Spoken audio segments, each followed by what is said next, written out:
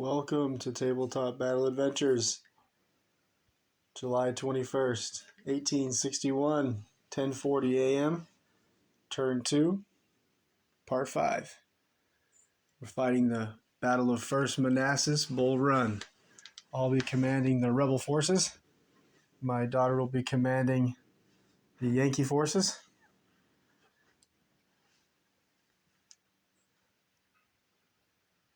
We'll be using a rule set that I wrote over the last year and a half. For all the details on unit positions, objectives, casualties, and all other details, Part 1 of this turn has the details. It'll be a Union order dice first. Both sides have taken casualties. Burnside's brigade is pushing forward. Rebel reinforcements headed towards the sound of battle. Stone Bridge held by the rebels.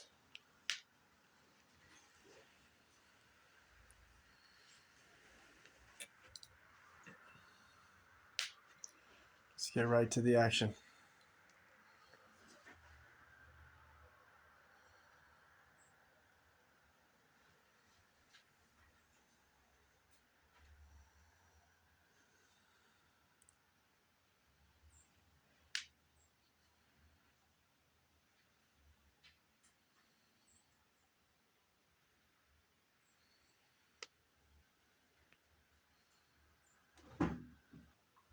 First Rhode Island Infantry Regiment.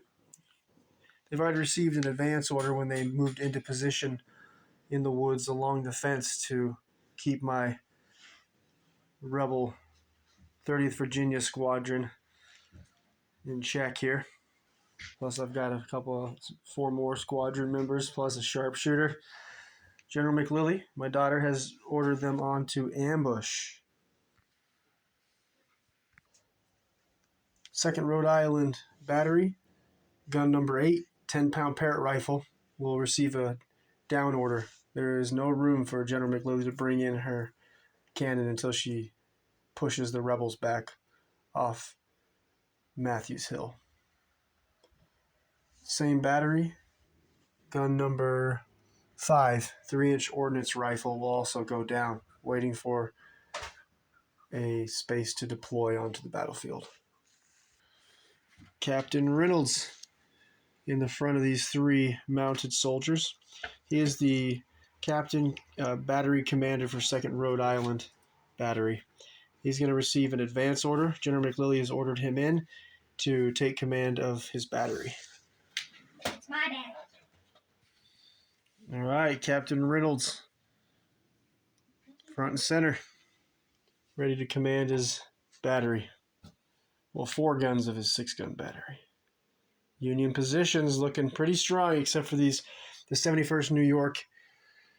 They've had 5 KIA so far, and the 2nd New Hampshire, they've had 3 KIA. But they're still pushing forward, and I only have a squadron of 30th Virginia Cavalry and the number 11 gun from the Lynchburg Artillery 2nd Section up on the Dogan Ridge. Colonel David Hunter, center screen. He's the 2nd Division commander for Burnside's brigade and Porter's brigade. General McLilly has ordered him to go down and stay off the battlefield with the 2 guns remaining from 2nd Rhode Island Battery. The captain signal officer commanding the wigwag signal operators. General McLilly needs a hill that she has secured in order to bring in the signal operator and to call in indirect artillery fire more accurately. But she wants to go down for now, doesn't want to risk bringing the special signal officer in. 2nd Rhode Island Battery, the second in command, the lieutenant, is going to go down and stay off the battlefield with the 2-gun section from the battery. The other lieutenant is going to receive an advance order and join the Captain Reynolds and the other 4 guns from the 2nd Rhode Island Battery. Lieutenant is advancing to join the battery. There he is. Woo! Your battery's looking pretty intimidating. Also, why do you call it dry? Got a 12-pound howitzer, 3-inch ordnance rifle, 10-pound Parrott rifle, and a 12-pound Napoleon. Woo! About time for my rebels to start running away, maybe. Nah, we've only taken 2 KIA. We're going to stick around. I think we've killed at least 8 or 9 Yankees. They shouldn't have come to invade Virginia. Colonel William T. Sherman, commanding the 3rd Brigade of the 1st Division. He and 3 of his regiments of his brigade are marching from Stonebridge to Poplar Ford to join the flanking attack, and he is going to continue advancing.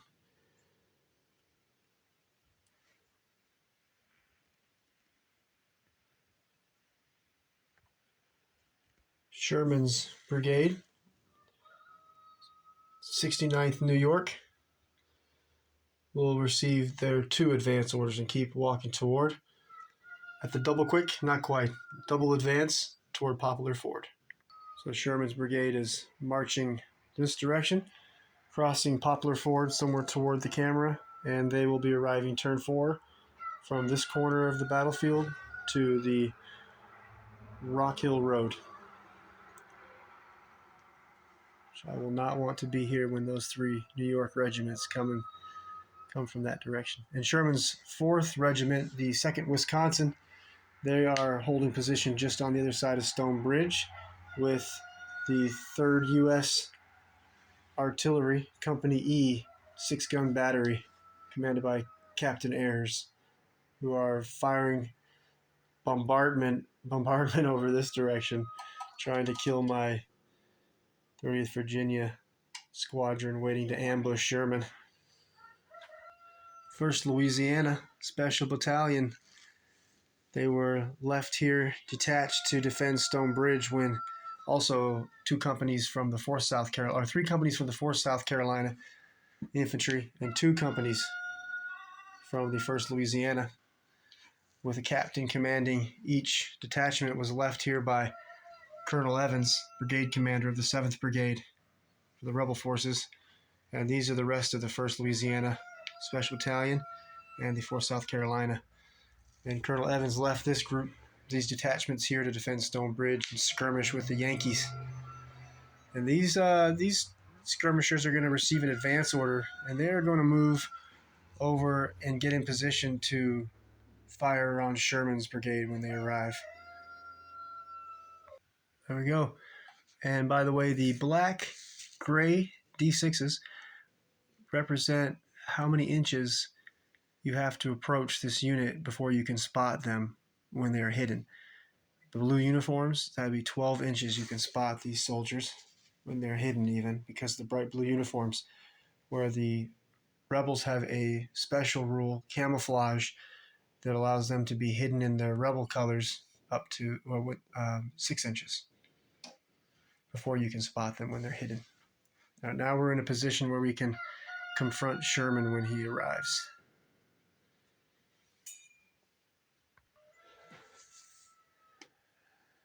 This next soldier is the Chief Engineer Officer. He's a captain, center screen, and he has his own order dice, but he is traveling right next to Colonel David Hunter, the division commander. But he's going to go down and stay near the division commander, General McLillie's orders. The 4th South Carolina, still in their skirmish position. By the way, to be considered skirmishers, the soldiers in the unit must be an inch apart. And these soldiers are going to go on ambush, just in case General McLillie rushes the 2nd Wisconsin Regiment across Stonebridge.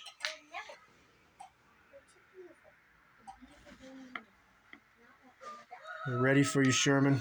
Come and get it. They've got buck and ball loaded too. 3rd U.S. Artillery, Company E. Oh, excuse me. 1st U.S. Artillery, Battery G, 30-pound Parrott rifle. It's their largest gun. This is their off-battlefield asset. The Union have firepower superiority, which is their another special rule for the Yankees, and it gives them one off-table heavy mortar, gunboat, field artillery piece. In this case, we're going to go with what was there historically, which is the 1st U.S. Artillery's Battery G 30-pound Parrott rifle, nicknamed Long Tom, Commander Lieutenant Peter C. Haynes. General McLilley has ordered them to fire. Okay, so Ayers battery and the 30-pound Parrott rifle, Haynes gun, are positioned over here on Fuzzy Buddy Mountain. Just on the hills on the other side of Stonebridge, I mean. And they they have to fire indirect fire needing 7s until there is a signal operator up on a hill where they can signal the guns to hit indirectly and or to be hitting on a 6 and the next turn a 5, next turn a 4. But right now it's on 7s. Are you sure you want to use your ammunition for 7s? So pick any rebel target on the battlefield. And once you pick the target, you roll. You need 7s to hit. On a miss, we roll 2d6 and a scatter dice to see where the artillery round will land. And are you firing shell fire still? That's what we loaded last time. Oh, who you go for? In the middle. The 4th South Carolina? Yeah. Or you have to pick a unit. So the 4th South Carolina is here. 1st Louisiana. Colonel Evans. I want to try for these buddies, because then if I... So 1st South Carolina, or 4th South Carolina, 1st Louisiana. Who would you like? 1st Louisiana? If I do that, if I miss, I hit them. If I miss, I hit the 4th South Carolina. You have a good odds. This is bad. I might hit the animals. Oh, did I teach you something? Okay, let's see your roll. I might hit the corn, and I might Needing hit a 7. Oh, okay. Let's see where it's going to land. Uh-oh. Wait. Uh-oh. General McLilley made the mistake and moved the dice before we saw. Should it be an auto miss or a reroll? Reroll. You owe me a mercy then. Oh, I think you missed that time. I think the last one would have been a hit. Okay, so the miss, she chose her target spot right here on the flank, and the miss landed over here in the corn. 6 more of those shots to dodge. Next up, 3rd U.S. Artillery, Battery E, gun number 1, 12-pound Napoleon. Fire. Okay, General McLilley, same target. I'm gonna roll. Oh, I was just about to roll for you. Fire when you're ready. 2d6 and a scatter dice. Same direction. Good. Kill the corn. Okay, a second miss. A little closer. Last time, 7 of these artillery shell rounds came in and only killed 1 of my 30th Virginia Cavalry soldiers. Same battery. Gun number 2, 12-pound Napoleon. Fire. Ryan the flag man. Same target, 1d6. Oh, we're just having a learning game. Reroll, 1d6. Ooh, another miss. 2d6 and a scatter dice. Oh my gosh, it's gonna be close. Scary. Ooh, way too close that time. Just about hit him. Same battery. Gun number 4, 3-inch ordnance rifle. Fire. Do you want the same target? Yes, if I can find my dice. 2d6 and a scatter dice. Uh-oh. Is this the one? Uh-oh. What's bad? There goes your flag man. General McLilley lands a hit. We already measured, and it's going to be affecting the 6 men from the 4th South Carolina.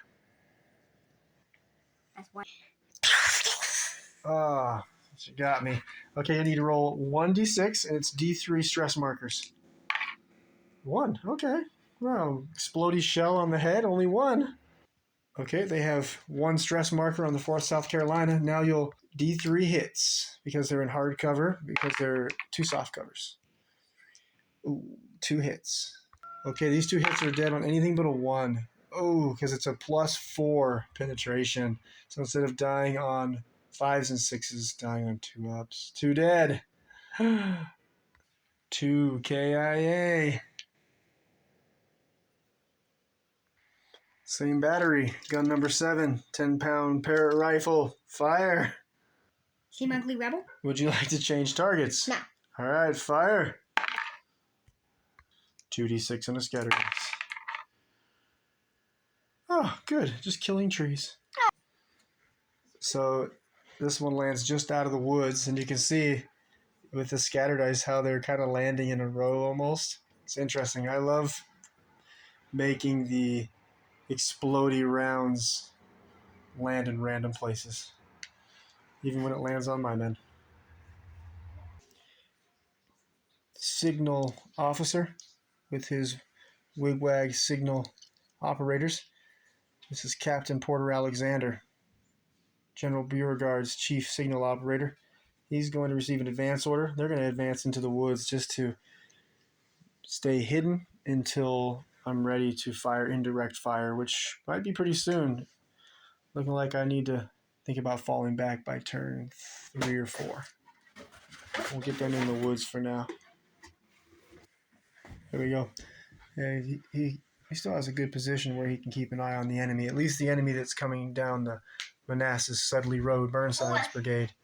From his position, he would not be able to see Rock Road because of the woods blocking line of sight from up there on Henry House Hill. Too much woods in the way. But he can definitely see from where he's at now all the way to the Manassas Sudley Road and the spearhead of the Army of Northeast Virginia's flanking attack. Burnside's on ambush too, ready for next turn. General McLilly's good strategist for an 8.5-year-old. 3rd U.S. Artillery, Battery E. Gun number 10, 12-pound howitzer. Fire. Same target? Mm-hmm. All right, fire. 2d6 and a scatter dice. Oh, thank goodness. Oh, no, that might be headed toward my... Oh, you might hit the farm animals. Oh, dear gods. Okay, that random shell explosion, 10 inches off from the same target, and it nearly hit my sharpshooter from Company A of the 30th Virginia, but missed him. Same battery, gun number 11, 12-pound howitzer. Fire. Would you like to fire at the same target? Same Ugly Rebels. Fire. Whew. 2d6 and a scatter dice. Oh no. That looks bad. Looks like if I hit the same guys again. Let's measure and find out. Oh, that was also really close. Right there. Oh, man. Nice bombardment, General McLilly. Spooky.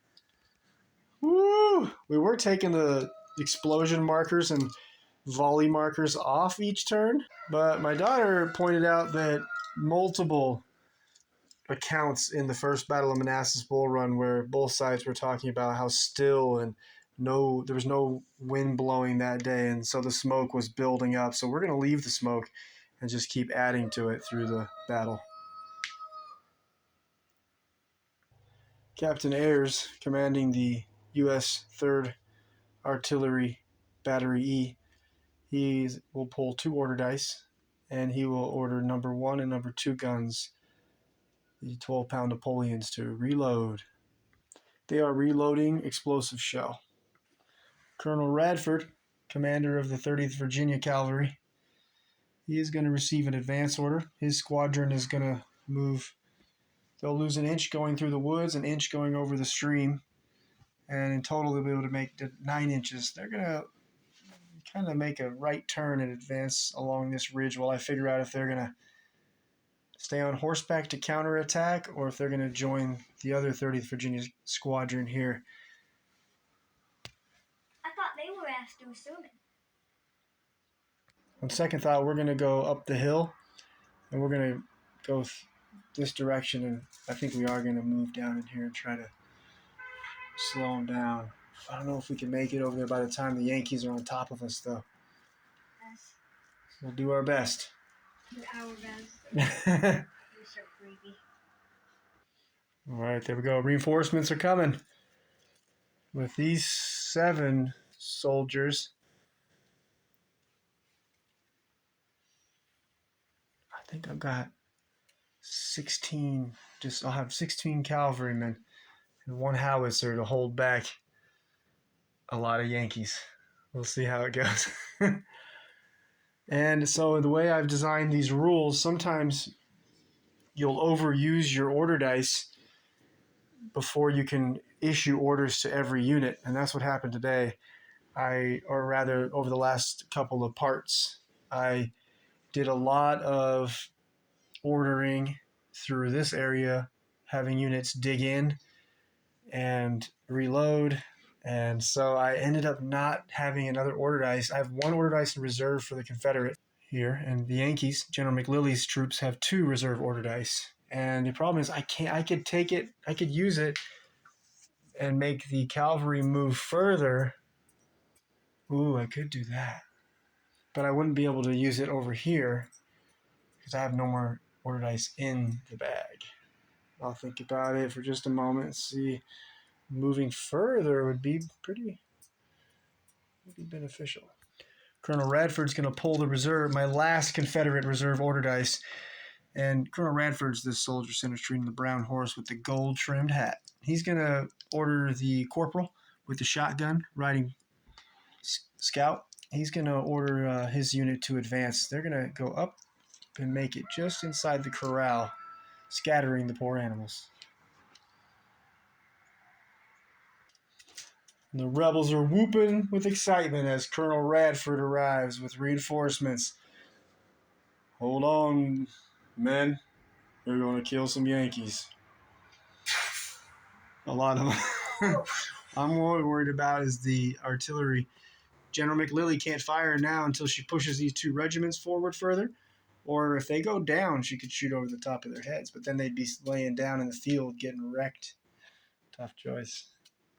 And this last squadron of 30th Virginia Cavalry, commanded by the Sergeant Major, will not be able to receive order dice this turn. I do not have. I used them all up. U.S. 3rd Artillery, Battery E, the second in command lieutenant, will receive a fire order. He's going to pull 2 order dice and order gun number 11 and 10, 12-pound howitzers, to reload. They are reloaded. Sherman's 3rd Brigade, Regiment 2nd Wisconsin, will receive 2 fire orders, and their captain and colonel will order the remaining guns from this battery and this big gun to reload. 30-pound parrot rifle. Ooh, they're all reloaded now. Last 4 order dice, 2 to the 13th New York and 2 to the 79th New York, who are also marching with the 69th New York with Sherman toward Poplar Ford to join the flanking attack. And they'll all receive advance orders as they continue to advance. Quick correction. Actually, the 13th New York and the 79th New York do not have their order dice. General McLilly used them. Those 2 infantry regiments' dice were used for you unlimbering these cannons. Remember? So now you have the 13th New York and the 79th New York not arriving to flank my rebels until turn 5 instead of turn 4. But your 69th New York will still arrive with Sherman if you want them to come on turn 4. Okay, we counted again, and the 13th New York will receive a run order. That way they'll catch up to the 69th New York and still be arriving on turn 4. But the 13th New York will arrive turn 5. General McLilly actually is going to pull her last reserve order dice, and one of her reserve order dice, and she's going to order the 13th New York to run and catch up to the rest of the brigade. And we're going to end it there for the day. That finishes 10:40 a.m. turn 2. We'll get the battlefield reset in about 3 days. We'll get on to 10:50 a.m. turn 3. And the Yankee reinforcements arrive turn 4. 2 brigades of infantry, 9 regiments,